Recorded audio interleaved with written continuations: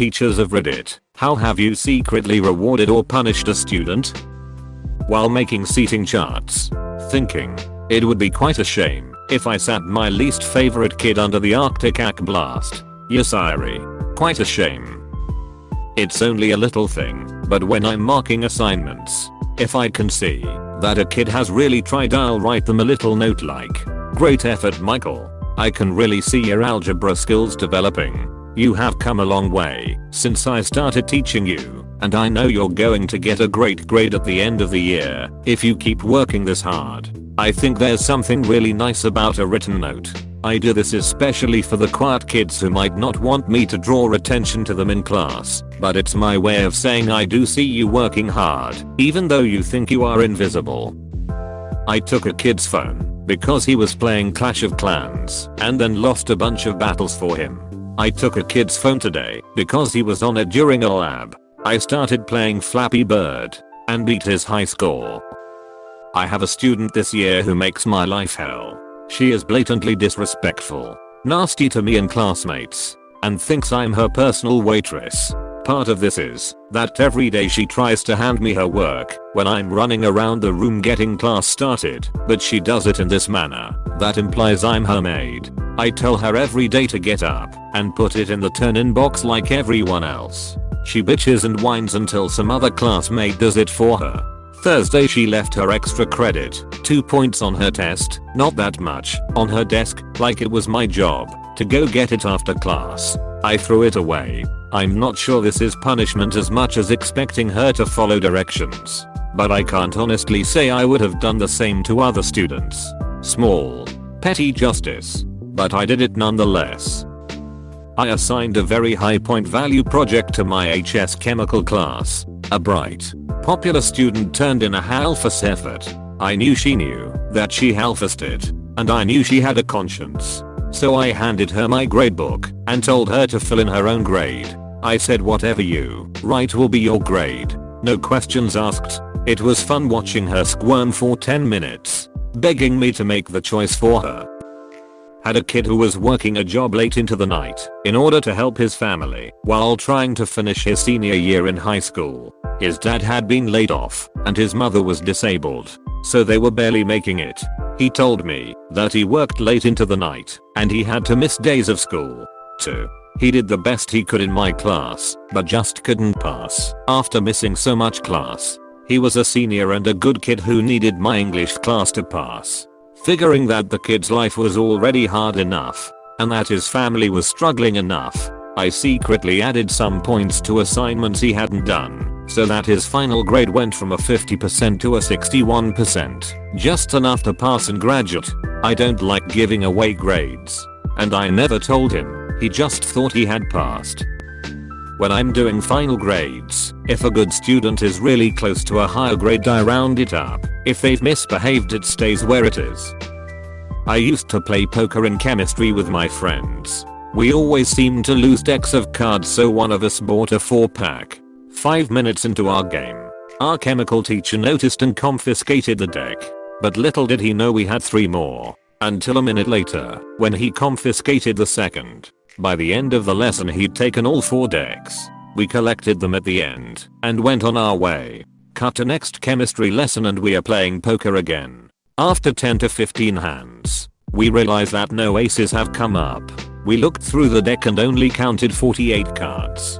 Bit of a pain, but we had 4, so we could use the aces from another deck, except none of those had them too. We looked up at our teacher and he was waving 16 aces at us. He said if we didn't all pass our upcoming test, he would give the cards back to each of us at parents' evening with our parents present.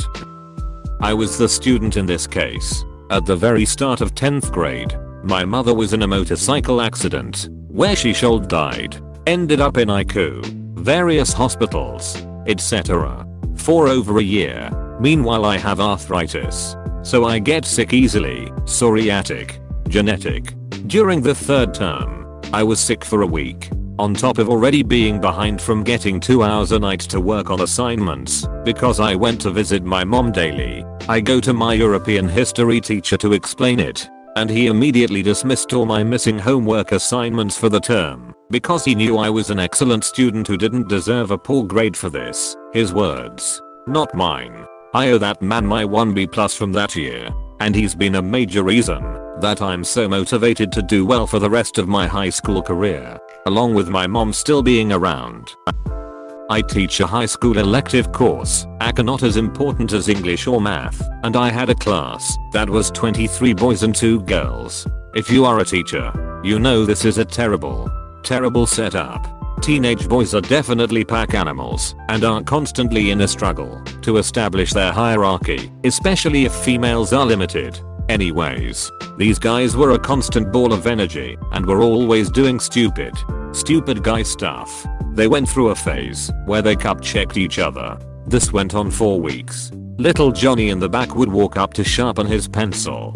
Bam. Cup check. So one day in class on student, I'll call him Travis, asked to go to the restroom.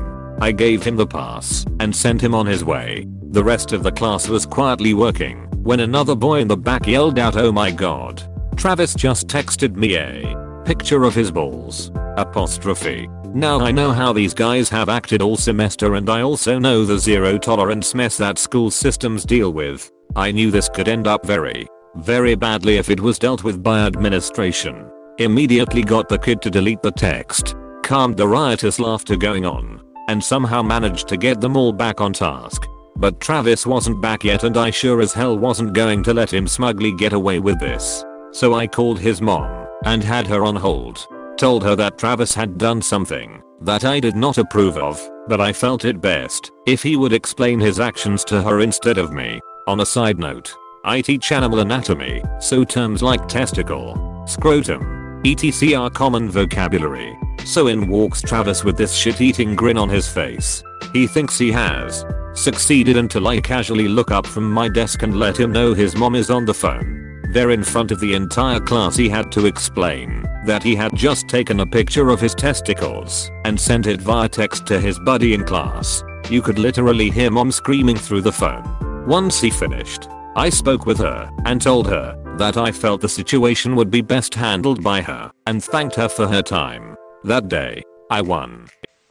I never fudge grades one way or the other. However, when I know a student has really put in the effort and is genuinely trying, I'm more lenient with due dates. Within reason. I'd rather they learn the lesson and be able to apply it later than meet a deadline. Not a teacher, but a student. I switched majors in college as a junior from business to geography. I had taken all the general ed classes, and I was in a hurry to learn something that would have something to do with some kind of a career. I took all geography classes in one semester, including intro mapping classes and senior level GIS courses. My advisor did bureaucratic magic to get me past prerequisites. I had one professor who taught 2 of my top level classes. I came in with no previous experience in the software we used or any of the general knowledge required for the class. I had my nose to the grindstone and put in more effort than I ever had in college. In 3 weeks my prof had me tutoring other students who weren't doing well in the class. The very first day of class I wrote down the day and time for the final exam. Fast forward to the end of the semester, I'm sitting at an 88% with complete confidence in my ability to get an A. I show up for the final, and it turns out I wrote down the wrong time for the final. Showing up for it at the end time, not the start. I go to the professor's office to plead my case, hoping he'll let me take the final.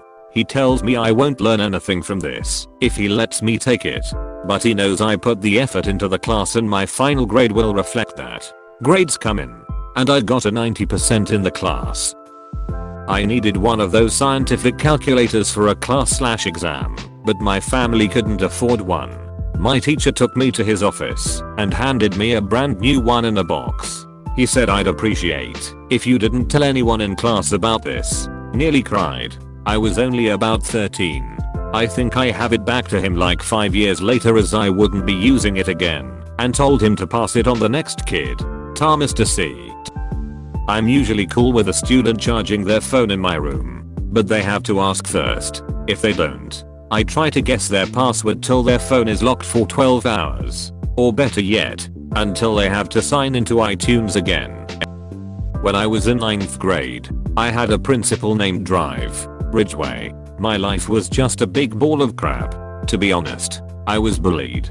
Living in a hooker motel, it was trashy that we couldn't afford, and I self-harmed. Ridgeway went above and beyond for me. She obviously had to get the bullies, and she did. Anytime I felt the urge to self-harm, in school, I was in her office. She would let me sit outside the building and listen to music so I could calm down, and if it got too bad, I was allowed to call mom and go home.